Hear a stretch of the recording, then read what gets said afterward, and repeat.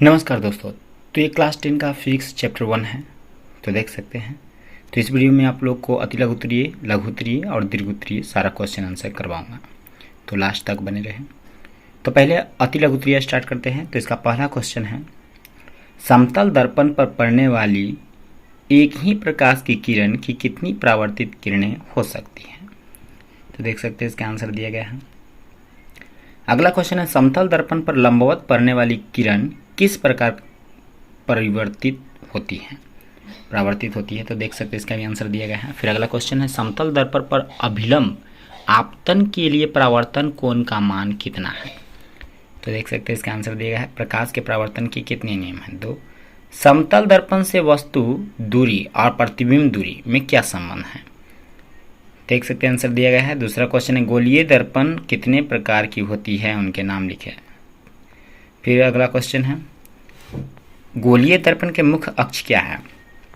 फिर अगला क्वेश्चन है, अवतल दर्पण के फोकस की परिभाषा दे। गोलीय दर्पण की फोकस दूरी और उसकी वक्रता त्रिज्या में क्या संबंध है। तो इसका भी आंसर दिया गया है। फिर अगला क्वेश्चन है, एक दर्पण का नाम बताएं जो किसी वस्तु का सीधा और आवर्धित प्रतिबिंब दे सकें। तो इसका आंसर है समतल दर्पण। अगला क्वेश्चन है, एक अवतल दर्पण द्वारा आभासी प्रतिबिंब बनाने के लिए वस्तु का स्थान कहाँ होना चाहिए। तो इसका भी आंसर दिया गया है। फिर अगला क्वेश्चन है, यदि कोई वस्तु किसी अवतल दर्पण के वक्रता केंद्र पर रखी हो तो उसका प्रतिबिंब कहाँ और कैसा बनता है। तो इसका भी आंसर दिया गया है। फिर अगला क्वेश्चन है, वस्तु दूरी U का चिन्ह क्या होगा जब एक अवतल दर्पण के सामने किसी वस्तु को रखा जाता है। तो इसका भी आंसर दिया गया है। फिर अगला क्वेश्चन है, 10 सेंटीमीटर फोकस दूरी वाले अवतल दर्पण से 15 सेंटीमीटर की दूरी पर रखी वस्तु के प्रतिबिंब की प्रकृति क्या होगी। तो ये न्यूमेरिकल है, तो देख सकते हैं ये यहाँ बनाया गया है। फिर अगला प्रश्न है, अवतल दर्पण से किसी दूरी पर एक वस्तु को रखा जाए कि प्रतिबिंब का आकार वस्तु के आकार के बराबर। तो इसका भी आंसर दिया गया है। फिर अगला क्वेश्चन है, किसी गोलीय दर्पण में केवल काल्पनिक प्रतिबिंब बनता है। क्या एक अवतल दर्पण किसी वस्तु का वास्तविक प्रतिबिंब बना सकता है। तो इसका आंसर है नहीं। फिर एक क्वेश्चन है कि एक दर्पण की फोकस दूरी f बराबर -15 सेंटीमीटर है। यह अवतल दर्पण है या उत्तल दर्पण। तो इसका आंसर है अवतल दर्पण। फिर अगला प्रश्न है, गोलीय दर्पण के आवर्धन की परिभाषा दें। तो देख सकते हैं गोलीय दर्पण की आवर्धन की परिभाषा यहाँ है। फिर अगला प्रश्न है, आवर्धन m का ऋणात्मक मान क्या बताता है। तो देख सकते हैं इसका भी आंसर दिया गया। फिर अगला क्वेश्चन है कि एक गोलीय दर्पण की वक्रता त्रिज्या 20 सेंटीमीटर है, इसकी फोकस दूरी कितनी होगी। तो देख सकते हैं इसका भी आंसर दिया गया है। फिर अगला प्रश्न है, उत्तल दर्पण के एक उपयोग को लिखें। तो इसका भी आंसर दिया गया है।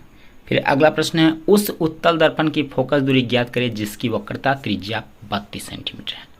तो देख सकते हैं इसकी फोकस दूरी यहाँ नीचे निकाला गया है। फिर अगला प्रश्न है, काल्पनिक प्रतिबिंब से आप क्या समझते हैं। तो देख सकते हैं इसका भी आंसर दिया गया है।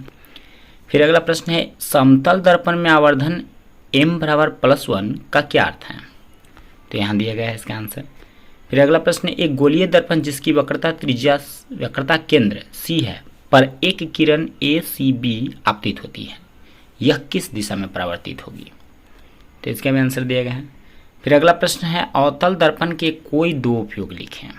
तो देख सकते हैं इसका आंसर दिया गया है। अब चलते हैं लघुत्तरीय प्रश्न पर। तो इसका पहला क्वेश्चन है, अपसारी, समांतर और अभिसारी किरण पुंज से आप क्या समझते हैं। तो देखिए अपसारी, समांतर और अभिसारी किरण पुंज के बारे में जो है यहाँ दिया गया है।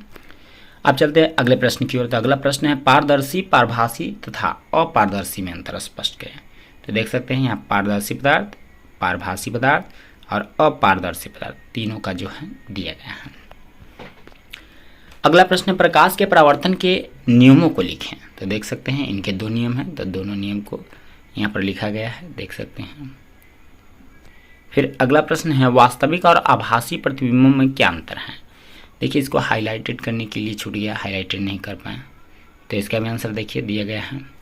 फिर अगला प्रश्न है, समतल दर्पण द्वारा बने प्रतिबिंबों के किन्हीं 3 विशेषताओं का उल्लेख करें। तो देख सकते हैं। अगला प्रश्न है, अवतल दर्पण तथा उत्तल दर्पण में अंतर स्पष्ट करें। तो ये भी दिया गया है, देख सकते हैं।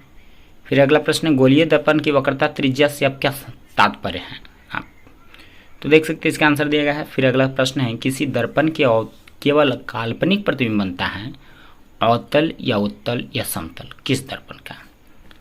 तो इसका आंसर है उत्तल। फिर अगला प्रश्न है, उत्तल दर्पण का उपयोग वाहनों के साइड मिरर या पीछे देखने के आईने के रूप में क्यों किया जाता है? तो इसका भी आंसर दिया गया। फिर अगला प्रश्न, अवतल दर्पण में प्रमाणित करें कि F बराबर R/2, तो ये भी सिद्ध किया गया है। फिर अगला प्रश्न, स्पष्ट किरण आरेख द्वारा अवतल दर्पण में आभासी एवं आवर्धित प्रतिबिंब का बनना दिखाएं, इस प्रकार प्रयुक्त अवतल दर्पण का एक व्यवहारिक उपयोग भी बताएं। तो देख सकते हैं दिए गए हैं। फिर अगला प्रश्न है, किसी इसी 25 सेंटीमीटर फोकस दूरी के अवतल दर्पण की सहायता से सीधा प्रतिबिंब बनाना हो तो दर्पण से वस्तु की दूरी का परास क्या होना चाहिए? प्रतिबिंब की प्रकृति क्या होगी? प्रतिबिंब वस्तु से बड़ा होगा कि छोटा? इस परिस्थिति में प्रतिबिंब के बनने की क्रिया को दर्शाने के लिए किरण आरेख खींचिए। अगला प्रश्न है, कल्पना कीजिए कि आप एक चमकीले कागज से ढके बेलनाकार खंबे के सामने खड़े हैं। इस प्रकार से बने बेलनाकार दर्पण में आप किस प्रकार का प्रतिबिंब देखेंगे? फिर 17 नंबर प्रश्न है, निम्नलिखित परिस्थितियों में जिस प्रकार के दर्पण का उपयोग किया जाता है उनका नाम बताएं। तो कार के हेडलाइट, तो इसमें अवतल दर्पण। वाहनों के साइड मिरर के पीछे देखने के आईना के रूप में, तो इसमें उत्तल दर्पण। सौर भट्ठी में अवतल। अब चलिए दीर्घ उत्तरीय प्रश्न की ओर। तो इसका पहला प्रश्न है, निम्नलिखित चित्र के किरण आरेख को पूरा कर प्रतिबिंब का स्थान निर्धारित करें। तो इसका प्रश्न जो है बुक में रहेगा, वहां से देख लीजिएगा, चित्र भी बनाया रहेगा। उसका आंसर जो है यहाँ पर दिया गया है। फिर अगला प्रश्न है, स्पष्ट किरण आरेख द्वारा अवतल दर्पण में आभासी एवं आवर्धित प्रतिबिंब का बनना दिखाएं, इस प्रकार प्रयुक्त अवतल दर्पण का एक व्यवहारिक उपयोग भी बताएं। तो देख सकते दिया गया है। फिर अगला प्रश्न है, यदि 25 सेंटीमीटर फोकस दूरी के अवतल दर्पण की सहायता से सीधा प्रतिबिंब बनाना हो तो दर्पण वस्तु की दूरी का परास क्या होना चाहिए? प्रतिबिंब की प्रकृति क्या होगी? प्रतिबिंब वस्तु से बड़ा होगा या छोटा? इस परिस्थिति में प्रतिबिंब बनने की क्रिया को दर्शाने के लिए एक एक किरण खींचें। तो देख सकते हैं इसका भी आंसर दिया गया है। फिर अगला प्रश्न, किरण आरेख की सहायता से स्पष्ट करें कि उत्तल दर्पण में किसी वस्तु के प्रतिबिंब की स्थिति तथा प्रकृति क्या होगी। फिर अगला प्रश्न, निम्नलिखित परिस्थितियों में जिस प्रकार के दर्पण का उपयोग किया जाता है उनका नाम बताएं और अपने उत्तर का कारण भी दें। तो देख सकते हैं इन सारे क्वेश्चन का आंसर जो है दिए गए हैं। तो आज भर के लिए इतना ही, बाकी अगले चैप्टर का जो है अगली वीडियो में लेकर आऊँगा।